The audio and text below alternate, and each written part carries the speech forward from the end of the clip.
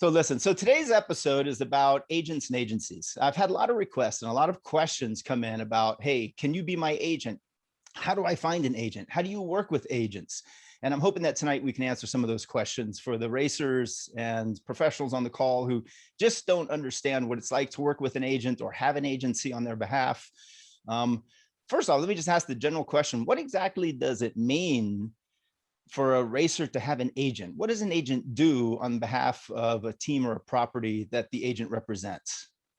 Yeah, it's broad. It really is, and I'm going to speak from our side, my side, most specifically. I mean, there's a lot of agents that are out there that have given us a bad name, or managers, uh, so to speak, that they they underdeliver and overpromise. And from our side, when we get involved with a client, we manage everything from soup to nuts. And there's a lot of things that we do that don't generate revenue. And I tell my staff it's our fiduciary responsibility to our clients, when we're managing them, whether it's PR or social media. It might even be personal things that have to do with their household or their vehicles or whatever. We're there across the board. We're sick with them, and we celebrate with them. We cry with them. And I really look at our clients as an extension of our family. We really, I feel like we're family because we share in everything together. But to get back to really answering your question, what do we do, or what all encompasses the role of a manager or an agent, from a business perspective? The most important thing, and that's probably why everyone's on this Zoom call today, is revenue. We all need and want the money, because we can't do our passion without the revenue, right? So unless we were just born with it, and even those of us who are born with it, that old saying, if you want to make $1 million in racing, you need to start with $2 million, right? So, Yeah.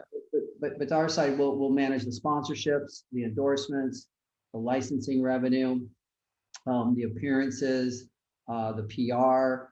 A lot of times, bigger name athletes will have their own publicist or their own PR agencies, and we will work collectively with them hand in hand.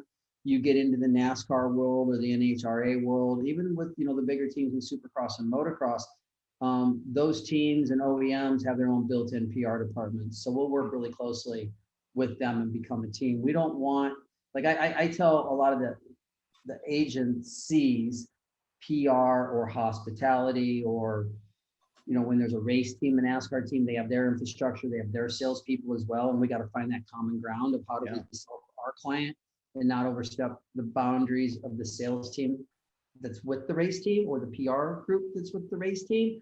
I like to say that we're BASF.